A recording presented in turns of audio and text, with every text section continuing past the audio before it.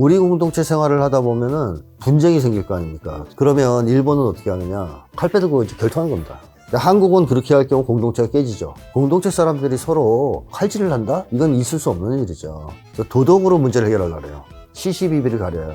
누가 도덕적으로 잘했냐. 운전자들도 사고 나면요, 그냥 보험사 부르면 되잖아요. 몇 대 몇. 그렇죠. 근데 안 그래요. 야, 네가 지금 한 행동이 잘한 행동이야? 이건 벌써 도덕적 평가지 않습니까? 그렇죠. 그러니까 그걸 가지고 화를 내고 미안해하거나 도덕적 시시비비를 가르는 게 습관이 돼 있어요. 자, 일부 주제로 이제 한국인 관련된 거를 좀 여쭤보려고 하는데요. 한국인만의 민족 심리라는 게 있다고 하는데, 이게 무슨 말인가요? 다 있다고 봐야죠, 민족마다. 네. 그 일본인이 한국인과 다른 이유는 서로의 민족 심리가 일단 다르겠죠.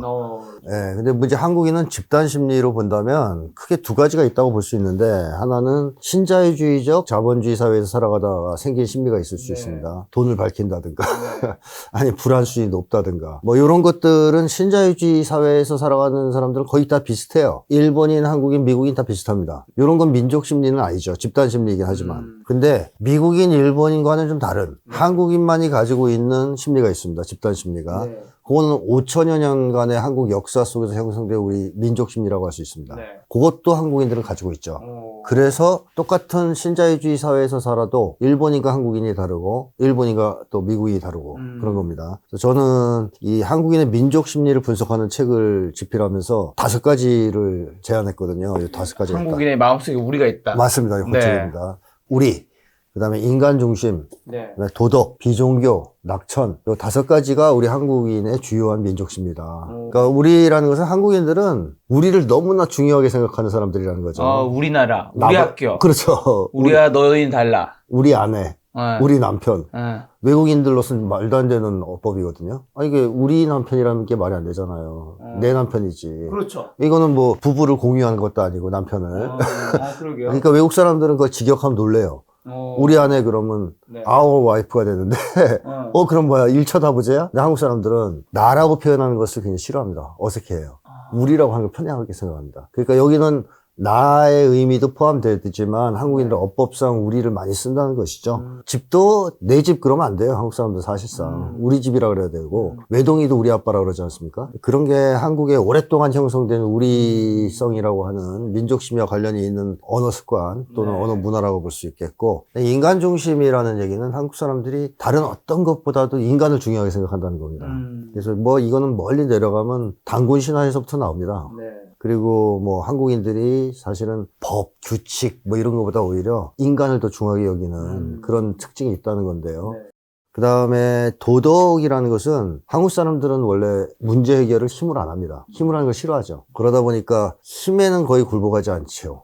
한국 사람들은 힘을 싫어하기 때문에. 그리고 힘으로 굴복당해도 인정을 안 합니다. 그 대신 도덕을 중요하게 생각하면서 문제가 있으면 도덕으로 해결하려고 그러고 도덕이 우월하면 거기서 승복하죠. 그러다 보니까 한국 사람들은 시시비비 가리는 걸 되게 중요하게 생각해요. 네가 잘했냐, 내가 잘했냐를 따지는 걸 굉장히 중요하게 생각하고, 정치 같은 경우에도 명분을 많이 중요하게 생각하죠. 일본 사람들이 한국 정치를 볼 때 제일 이해를 하기 어렵다고 얘기하는 게 바로 명분입니다. 그게 도대체 뭔데 그렇게 중요하냐 너희한텐. 일본에서 명분이 중요하지 않은 거예요. 힘이 중요하지. 근데 한국에서는 명분이 없으면 힘이 있어도 인정받지 못합니다. 자, 이런 것도 이제 도덕성과 관련이 있는 거고요. 그다음에 비종교라는 것은 한국인들이 종교를 믿지 않는다라는 게 아니라 종교에 과몰입하지는 않는다. 인간 중심성 때문에 그렇습니다. 종교가 인간을 완전히 지배해서 인간이 종교의 뭐 부속물이 된다거나 종교에 지나친 영향을 받아서 인간관계가 악화되는 것은 한국 사람들이 인정하지 않아요. 그래서 한국에서는 흔한 얘기로 개종이 가장 쉬운 나라. 뭐 미국에서 개종한다 그러면 그거는 자기네 지역사회나 커뮤니티에서 배제당하고 추방당하고 박해당할 것까지 예상해야 되거든요.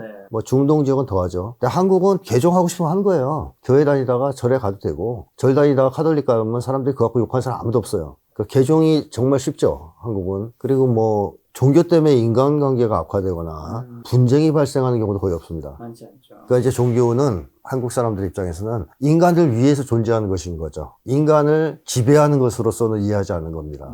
이런 점에서 비종교성을 간단하게 설명드릴 수 있고, 낙천은 한국인들이 굉장히 낙천적이다. 외국 사람들 다 그 얘기합니다. 낙천적이라고. 그래서 한국 사람들이 정말 어려운 역사를 경과했지 않습니까? 뭐 일본의 식민지 시절도 겪었고 전쟁도 겪었고, 그럼에도 불구하고 외국인들이 볼 때 되게 낙천적이라는 거예요, 사람들이. 그래서 일본 사람들은 옛날부터 한국인을 아시아의 라틴인이다 이렇게 얘기를 했어요. 그 유럽의 라틴인처럼 낙천적이고 놀기 좋아하고 흥이 많고 그다음에 어려워도 막 웃으면서 농담하고 그래서 한국의 그 유명한 풍자와 해학 이런 것도 낙천성과 관련이 있죠. 고난이나 뭐 어려움을 겪을 때 우울한 정서로 반응할 수도 있지 않습니까? 그렇죠. 한국인들은 그러지 않아요, 대체로.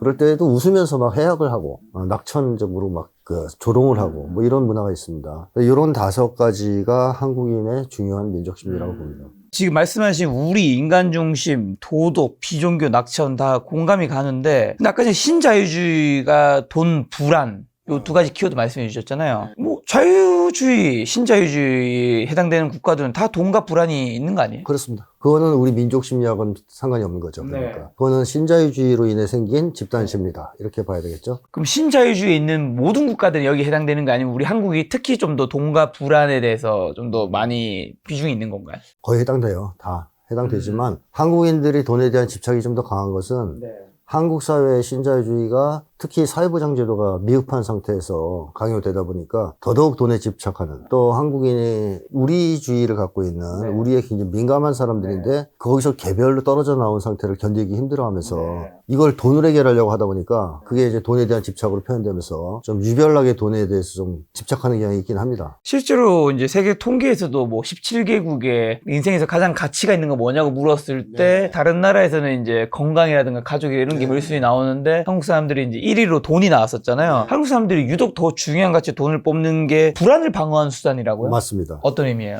자, 한국인들이 겪고 있는 대표적인 2가지 불안은 하나는 고립적 생존 불안, 또 하나는 존중 불안입니다. 그러니까 고립적 생존 불안이라는 것은 왜 앞에 고립적이라는 말을 붙였냐 하면 과거에도 우리 가난한 시절이 있었어요. 뭐 배고프고 힘들고 합니다. 근데 그때는 공동체가 있었어요. 공동체가. 그 마을 공동체, 직장 공동체, 학교 공동체 같은 공동체가 있었기 때문에 생존 불안을 겪어도 그걸 같이 겪었어요. 사람들이. 그렇죠. 여러 명이. 그 마을이 다 같이 가난한 거예요. 그럼 가난한 이 어려움을 마을 사람들하고 같이 나눌 수가 있지 않습니까? 일단. 그리고 서로 위로해 줄 수 있고 격려도 해줄 수 있고 힘을 합쳐서 해결하려고 노력도 할 수 있어요. 이게 집단적 생존 불안이기 때문에 비교적 견뎌내기가 수월합니다. 이런 불안은. 근데 1990년대가 넘어서면 개인 간 경쟁이 시작되면서 공동체가 다 와야 됩니다. 그러니까 한국인들이 거의 다 개인화돼요. 개인이 돼버려요. 자, 이렇게 완전히 혼자가 된 상태에서 각자 도생의 방식 그리고 이웃 간의 개인 간 경쟁의 방식으로 생존을 도모하게 되지 않습니까? 이 과정에서 한국인들은 내가 만약에 이 경쟁에서 패배하면, 만약에 각자 도생에 실패하면 죽는다. 비빌 언덕이 없다. 이런 이제 심리를 갖게 됐죠. 요게 고립적 생존 불안인데, 비유하자면 무인도에 사이좋은 30명 정도가 같이 표류해 간 상황 아니면 혼자 간 상황하고 비교할 수 있어요. 혼자가 제일 처참하죠. 처참하죠. 이건 감당하기 힘들잖아요. 막 외롭고 슬프고. 근데 혼자라도 참 감 좋은데 한국은 어떻게 보면 30명이 몰려갔는데 이 사람들이 서로 원수지간인 거예요. 그래 그 섬 안에서 싸워 막. 이런 상황에서 생존을 도모해야 되는 거예요. 거의 뭐 헝거 게임이나 배틀로얄이나 오징어 게임 비슷하게. 그러다 보니까 사람들이 생존 불안이 과거에 비해서 훨씬 높아요. 어떤 어른들은 그런 얘기도 합니다. 야, 옛날에 보릿고기 있을 때가 생존 불안이 심하지. 지금이 더 심하니? 이렇게 얘기하는 분들이 있는데. 그럼 이제 먹고 사는 생존 같은 거죠. 그렇죠. 과거에는 그런 불안을 사이좋은 30명이 같이 겪었다면 지금은 적대적인 서로 싸우는 30명이 생존 불안을 겪고 있다. 혼자 가서. 이런 상황을 이해 못하기 때문에 과거가 높다라고 얘기하는 건데 지금이 더 높습니다. 주관적 생존 불안이 훨씬 높아요. 그런 생존 불안 때문에 우리나라에 뭔가 극단주의 같은 게 발생하는 원인이 되기도 하는 건가요? 그렇습니다. 그게 극단주의 가장 큰 원인이죠. 근데 이 혼자서 생존 불안을 겪어야 되는 이 상황은 너무나 견디기 어려운데 그러려면 결국 내가 돈 벌어야 되지 않습니까? 그렇죠. 그러니까 옛날같이 돈 없으면 일가 친척 집에서 이렇게 산다든가. 요즘엔 뭐 거의 불가능하죠. 아, 불가능하죠. 옛날에는 그게 가능했다는 얘기예요. 어떻게 비비는 게. 응답하라 2988 같은 드라마를 보면 거기 백수 나와요. 몇 년째 백수. 전혀 뭐 고통을 겪지 않아요. 어떻게 보면. 그냥 잘 지내. 기생하면서. 가족과 이웃들 사이에서. 그러니까 이 친구는 거기서 소외되지도 않아요.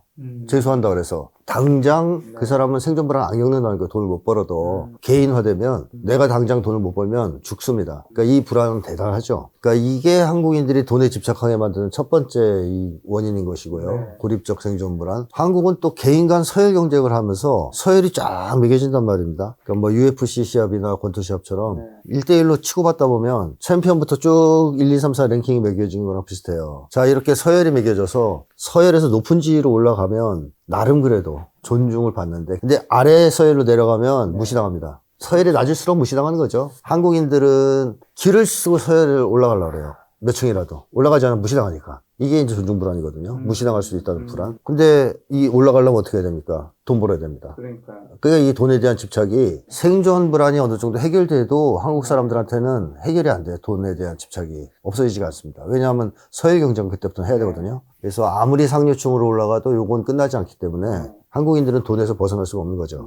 이 존중 분야에서 뭐 쉬운 예시로 따지면 우리가 많은 분들이 공감하실 텐데 도로에서 이제 경차, 그다음에 2000cc, 3000cc 뭐 국산차, 외제차에 따라서 이제 본인도 그다음에 누구 다른 차를 운전하는 사람도 누구도 말은 하지 않지만 경적을 울리는 속도라든가 뭐 옆에 어떤 게 생겼을 때 뭐 끼어들기라든가 이런 게 다 약간 간주하는 거잖아요. 그렇습니다. 심지어 서울은요. 네. 초등학생 아이들이 어느 아파트 단지에 사냐 에 따라서 예를 들어서 좀 고급 단지가 있고 좀 저렴한 임대 단지가 있다. 나눈다면서요? 나눠요. 따로 놀고요. 서열이 있어요. 그러니까 내려다보죠. 이게 아이들이 누구한테 배웠겠습니까? 부모한테. 네, 어른들의 문화가 그대로 초등학교에 반영된 거죠. 그러니까 이런 식으로 한국은 서열을 나누는 문화가 있다. 근데 그 서열이 주로 돈에 의해서 결정되기 때문에 한국 사람들은 내가 어느 정도 벌었다 그러면 이제 조금 그냥 편하게 살아야지가 아니라 이 정도는 아직 안 돼. 남들한테 무시당해 이걸로는 더 올라가야 되는 거죠. 올라가도 또 그래요. 그렇죠. 끝이 없으니까. 끝이 없어요. 그래서 돈에서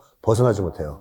자, 그러면 처음에 이제 말씀해 주셨던 그 한국인의 특징 5가지에서 첫 번째가 우리 좀 더 여쭤보면 그 우리라는 단어에 도대체 좀 어떤 의미가 담겨 있고 역사적인 뭐 어떤 배경이 좀 더 있는 건가요? 네, 그렇습니다. 서양 사람들도 일본 사람들도 필요에 따라서 집단을 만들고요. 그렇죠. 집단적 단결을 해요. 뭐 노동운동을 하려고 해도 그럴 테고, 뭐는 지배층에 저항하기 위해서도 단결을 하지 않습니까? 그것도 우리라고 부를 수 있느냐 하면 그거는 아직 자격이 안 된다라고 말씀드릴 수 있는데, 왜냐하면 한국인들은 단순하게 공동의 이익을 위해서 모여서 단결하는 수준을 원하는 게 아니에요. 더 높은 수준을 원합니다. 그 더 높은 수준이 뭐냐면 운명공동체라는 자각에 기초해서 일심동체의 집단이 되기를 원합니다.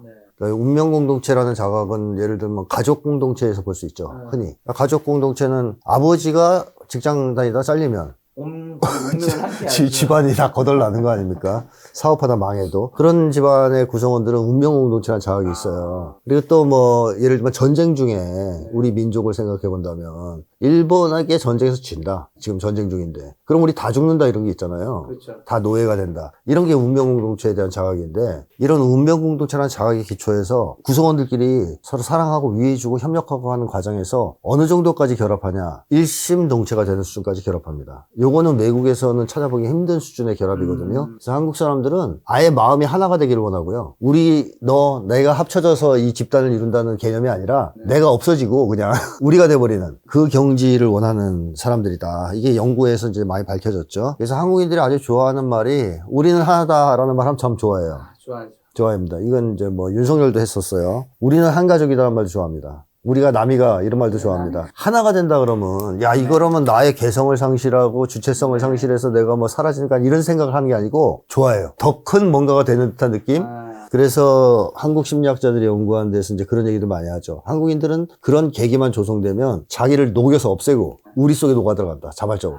이런 이제 특징이 있다. 이건 외국인들은 할 수 없는 수준이거든요. 예를 들면 2004년인가요? 월드컵 거리 응원전. 그 거대한 거리 응원전이 사실은 우리나라에서만 가능해요.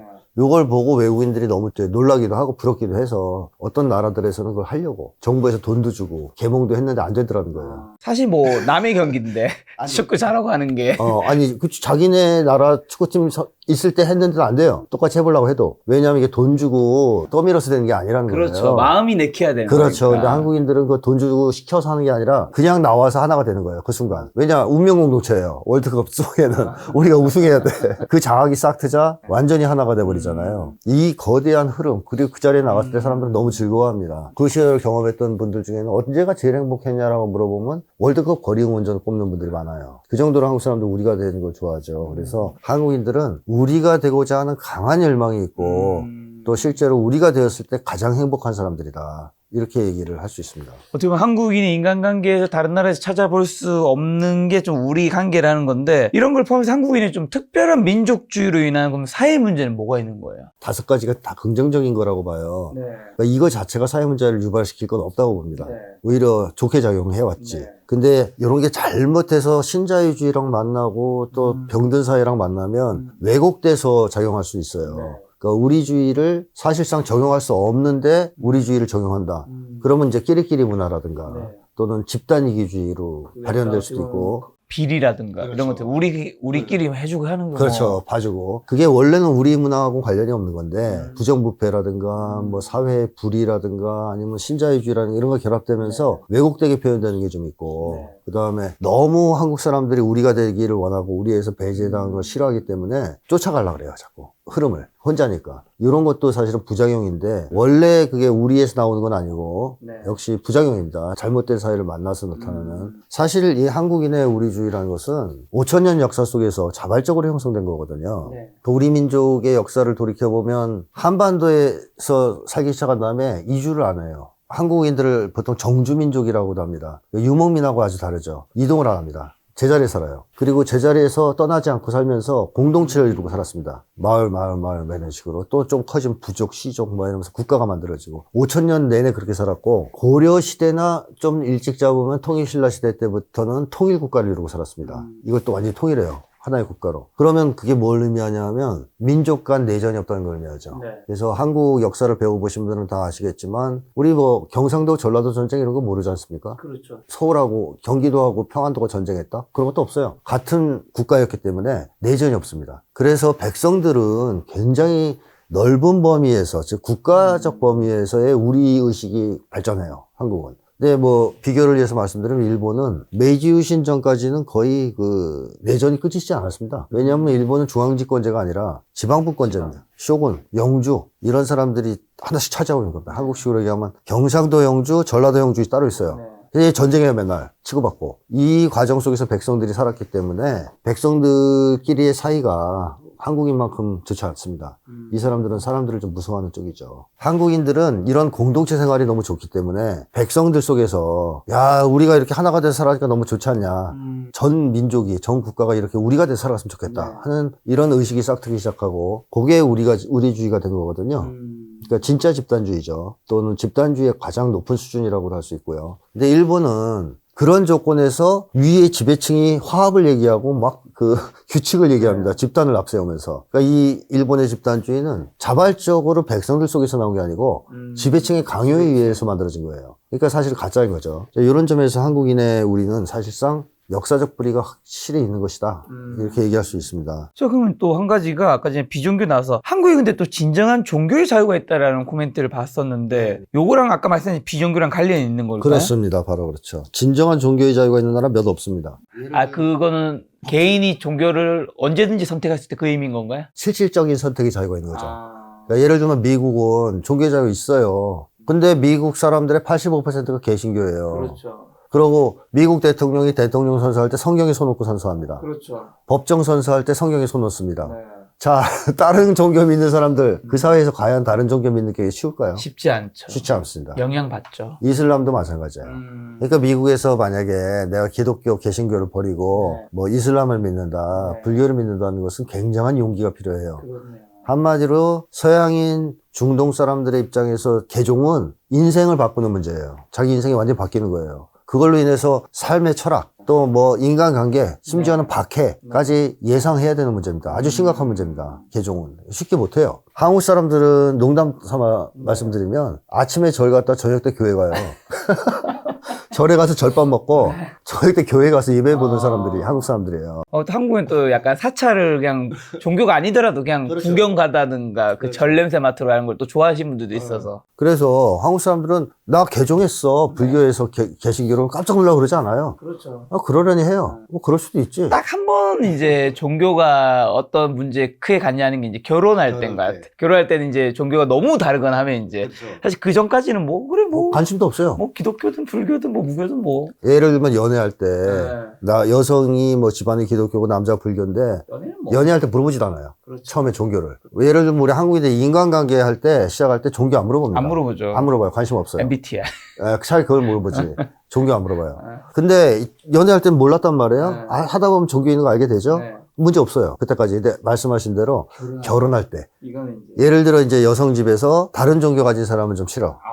자, 그럼 한국 청년들 어떻게 이 문제 해결하냐? 네. 남자가 바로 교회 나갑니다. 어떻게 보면 진짜 위대한 거죠. 네. 사랑이 종교를 넘는. 그러니까요. 야, 그래? 그럼 나 내일부터 교회 나갈게. 이 얘기는 한국인들은 인간관계를 해치는 수준으로 종교를 믿지 않아요. 강압하지 않습니다. 종교 분쟁이 없어요. 유일하게. 그래서 한국의 종교 분포를 보면 무신론이 한 50% 되고요. 다 있습니다. 기독교, 천주교, 불교, 심지어 유교는 종교는 아니지만 그런 거. 그다음에 무속까지 엄청난 종교들이 있고요. 네. 이거 믿는데 아무 제약이 없어요. 사회적 터치나 압력이 없습니다. 자, 그리고 한국인들이 또 비종교적이다라고 말씀드리는 이유 중에 하나는 내세관념이 없어요. 없거나 아주 희박해요. 그러니까 서양 사람들은 내세관념이 아주 투철하거든요. 존윅 같은 영화를 보면은 네. 존윅의 묘지 앞에서 그 친구 둘이 하는 말이 있어요. 있죠. 존윅은 지금 어디에 있을까? 천국에 있을까? 지옥에 있을까? 내가 가면 만날 수 있을까? 이런 얘기 한단 말이에요. 내세관이 이미 있다는 거예요. 머릿속에 그 사람을 대할 때. 한국 사람들은 근데 일단 내세에 대한 고민이 없어요. 내세에 대한 대화도 거의 없어요. 한번 생각해 보시면 사람들이 내세 때문에 고민한 걸 보신 적 있습니까? 없어요. 한국 사람들 그때 고민 안 합니다. 그러니까 내세에 대한 관심이 별로 없다는 얘기죠. 그러면 한국인들은 내세를 어떻게 이해하고 있을까? 딱 하나입니다. 만남의 광장이에요. 가족들을 만나는 곳입니다. 그래서 그 한국 영화들 보면 악당들도 죽을 때 그래요. 이제 아내 만나러 갈 거야. 누구 만나러 갈 거야. 제가 목사님들한테도 여러 차례 물어봤는데 독실한 기독교 신자들도 임종시에 찾는 사람이 가족이래요. 한국은. 그래서 하느님 만나러 간다는 사람이 없대요. 엄마 보러 가요. 누구 보러 가요. 이러지. 근데 서양 사람들은 하늘로 간다는 생각이 있어요. 죽으면 신 앞에 가서 심판받고 이렇게 지옥 가냐 천국 가냐. 그러니까 한국인은 그런 개념이 없기 때문에 죽으면 무조건 죽은 사람을 만난다고 생각하거든요. 그러니까 천국 지옥의 상이 있으면 그런 생각을 못 하죠. 그러니까 한국인에게 있어서는 내세는 가족들이 다시 만나는 곳일 뿐이에요. 헤어진 사람을. 그러니까 이런 정도의 내세관 때문에 한국인들은 지독할 정도의 현세주의자다라는 지적들이 있습니다. 그 연구자들이, 학자들이 많이 얘기하는 겁니다. 대단히 현세적이다, 한국 사람들은. 네. 그러니까 한국 사람들은 내세에서 뭐가 이루어질 것 같은 거 기대하지 않아요. 관심 없고, 현세에서 이루려고 합니다. 굉장히 현실주의자들인 거죠. 이것도 이제 비종교성의 중요한 특징 중에 하나로 이제 꼽히는 겁니다. 자, 그러면 이제 말씀하신 5가지에서 우리도 이해했고 비종교도 이해했으면 좀 세 번째로 도덕. 최근 폭삭 소가수다의 이야기로 제주도에 대한 인기가 높아졌는데 제주도에 많은 3가지가 여자, 바람, 돌이라는 게 있고 제주도에 없는 3가지가 도둑, 거짓, 대문이라고 한다고 하던데요. 제주도에 없는 3가지를 가지고도 우리 민족성을 엿볼 수 있는 게 있을까요? 자, 일단 도둑이 없다라는 게 뭘까요? 도덕적이라는 얘기입니다. 그렇죠. 한국은 지금도 좀도둑이 없는 나라로 유명해요. 미국 사람들이 제일 한국 오면 놀라는 장면이 카페에다가 핸드폰 놓고 화장실 가는 거. 거기다 노트북 펴놓고 놔두고 거. 근데 사실 저는 다른 사람을 믿는 것도 있지만 CCTV가 다 있긴 하니까. 저도 그런 생각을 했었는데. 근데 해외에서는 그렇지 못할 거야. CCTV 있어도 너무 소매치기가 많아서. 네, CCTV가 무관하다는 거는 CCTV가 없었던 먼 옛날부터 한국인들은 도덕적이라는 평가를 받아왔어요. 그러니까 옛 중국 문헌부터 나옵니다. 한국인들은 도덕적이다. 자, 그래서 한국인들이 잡스러운 도둑질이나 나쁜 짓을 잘 안 한다는 건 잘 알려져 있는데, 예를 들면, 서양 같은 경우에는 100% 없어진다는 거예요. 미국에 살다 오신 분한테 직접 물어봐도 그런 얘기를 하십니다. 그래서 제가 궁금해서 그랬어요. 좀도둑이 이렇게 많다는 얘기냐 할 때 그게 아니래요. 좀도둑이 아니라 그냥 옆 사람이래요. 옆자리에 앉아있던 평범한 학생. 평범한 사람들이 가져가는 거래요. 특별히 도둑질을 하는 인간이 전문적으로 가져가는 게 아니라는 겁니다. 그러니까 일종의 문화인 거죠. 한국인들은 그러지는 않는다. 그렇죠. 택배도 집 앞에 놓으면 무사히 다 받습니다. 그렇죠. 근데 외국에서는 다 없어진다 그래요. 집 앞에 놓으면. 그러니까 물론 모든 외국이 그런 건 아니겠지만 그런 나라들이 많다는 것이죠. 자, 한국인들이 도덕적이다라는 것은 공동체 생활을 해왔다고 제가 해서 말씀드렸는데, 우리 공동체 생활을 하다 보면은 분쟁이 생길 거 아닙니까? 그렇죠. 그 안에서 아무래도 갈등이 조성되고. 그러면 일본은 어떻게 하느냐? 일본은 칼의 나라라고 불리잖아요. 칼 빼들고 이제 결투하는 겁니다. 그러면 해결하자, 우리 맞짱 떠서 나와 밖으로. 한국은 그렇게 할 경우 공동체가 깨지죠. 일본은 사실상은 개인주의자들이 사는 나라이기 때문에 깨지는 거 상관없어요. 그게 제 집단만 파괴하지 않으면 된다는 생각이지만 한국은 진짜 조화를 중시하기 때문에 공동체 사람들이 서로 우리 관계에 있는 사람들끼리 서로 칼질을 한다? 이건 있을 수 없는 일이죠. 그래서 이걸 해결하기 위해서 도덕이 있는 거고 도덕을 강화시켜 봅니다. 그래서 도덕으로 문제를 해결하려고 해요. 시시비비를 가려요. 누가 도덕적으로 잘했냐. 한국은 운전자들도 그래요. 운전자들도 사고 나면요. 그냥 보험사 부르면 되잖아요. 몇 대 몇. 그렇죠. 근데 안 그래요. 야, 네가 지금 한 행동이 잘한 행동이야? 이건 벌써 도덕적 평가지 않습니까? 그렇죠. 그러니까 그걸 가지고 화를 내고 미안해 하거나. 그러니까 한국 사람들이 아주 습관이 돼 있습니다. 도덕적 시시비비를 가르는 게 습관이 돼 있어요. 그래서 뭐 한국 사람들이 도덕을 이렇게 계속 강조하다 보니까 어떤 아까 말씀드렸던 힘에는 절대 굴복하지 않는 그런 어떤 민족성도 만들어졌는데 그 일본 사람이 그런 얘기를 합니다. 한국에는 항복이란 말이 없다. 근데 사실은 있죠. 근데 이 사람이 하는 말은 안 쓴다는 거예요. 한국 사람들이 그 말을. 그러니까 일본은 영화나 애니메이션 같은 거 보시면 네. 싸우다 지면 항복한다는 말을 해요. 싸우다 지면 나 항복할게. 졌어. 또는 뭐 항복해라는 말도 나오고요. 근데 한국 사람들은 주먹 다짐하다 졌어요. 그럼 뭐라 그러냐. 어디 두고 보자 그러죠. 절대로 항복 안 합니다. 힘에는 굴복 안 하는 거죠. 제가 얼마 전에 봤던 드라마 중에서 고려 거란 전쟁이라는 게 좀 네. 옛날 드라마인데 넷플릭스에 떴길래 다시 봤는데요. 거기서 거란의 황제가 고려 장수한테 이렇게 얘기합니다. 투항하라고 권유하는데 안 하니까 너희 고려인들은 왜 힘에 굴복을 안 하냐? 왜 항복을 할 줄 모르냐? 뭐 이런 식으로 얘기를 해요. 그러자 그 고려 장군이 하는 말. 너희는 어린아이를 우물에 던져 죽이는 놈들 아니냐? 야만인들. 우리가 어찌 너 따위 놈들한테 머리를 숙일 수 있느냐? 죽여라. 이렇게 나온다. 그러니까 한국 사람들은 문화적으로 우수하면 거기에는 좀 머리를 숙입니다. 도덕적으로 우수하거나. 근데 힘으로 우리를 굴복시킨다? 용납 안 해요. 그렇기 때문에 한국인을 힘으로 정복하는 시도는 한 번도 성공을 못 한 거예요. 역사적으로. 그러니까 지금도 비슷해요. 힘으로는 정복 못 합니다. 한국 사람들 끝내는. 그러니까 자꾸 항쟁이 일어나지 않습니까? 도덕적으로는 정복이 됩니다. 김구 선생도 해방된 다음에 세우고 싶은 나라가 힘센 나라가 아니었잖아요. 문화가 우수한 나라를 꿈꾸지 않았습니까? 이게 우리 민족 정서에 맞는 거거든요. 그러니까 이게 이제 도덕성과 관련된 얘기들이죠. 자, 지금 남은 게 그럼 인간 중심과 낙천인데, 인간 중심이 왠지 한국인은 유독 정이 많다고 평가받는데, 이게 좀 관련이 있을까요, 민족성과? 관련이 있죠. 그러니까 이 정이라는 것은요, 사랑의 감정인데요. 우리 관계에서 나타나는 사랑의 감정이 은은하게 드러나는 걸 얘기합니다. 격렬한 감정은 아닙니다. 그래서 보통 이 심리학에서는 이걸 기분이라고 표현하는 이제 범주에 넣는데 강도가 약하지만 그냥 따뜻하고 은은하게 흐르는 사랑의 감정이 정이다 이렇게 볼 수 있는데요. 한국 사람들은 어떤 관계에서 정을 느끼냐면 우리 관계라고 느끼면 정이 나와요. 정을 주고. 우리 관계가 그러면 정에 의해서 더 돈독해지죠. 이렇게 정은 우리 관계에서 발생하고 동시에 우리 관계를 강화하는 역할을 합니다. 그런 점에서 한국인과 정은 뗄 수가 없습니다. 그리고 한국인들이 그 외국인에 대해서도 정을 느낀단 말이에요. 그러니까 외국 사람들한테 정을 잘 줘요. 그래서 한국인들 이민자들 중에서 외국인들과의 관계에서 많이 상처 입는 사람들 그렇죠. 외국인들은 그 정도가 아닌 테니까. 정을 안 주니까. 그러니까 이 사람들은 이제 당연히 좀 가까워지면 정을 준단 말이에요. 우리 관계라고 생각하고 정을 주는데 외국인들은 안 돌려준단 말이에요. 그럼 서운해하는 한국인들이 많거든요. 그러니까 한국 사람들은 이 정을 주는 범주가 우리 민족만이 아니라는 걸 의미합니다. 인간이에요.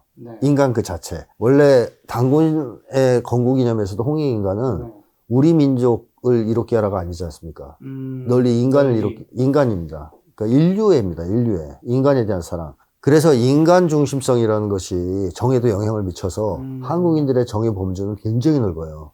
인류 전체를 거의 포괄하는. 한국인들이 그래서 외국인들한테 친절하고 외국 사람들에 대해서 적대적이지 않았던 것도 이 인간이라고 생각하면 정이 자연스럽게. 심지어 한국인들은 인간하고 같이 살아간다고 여겨지는 자연 사물들 혹은 동물들에 대해서도 정을 느낍니다.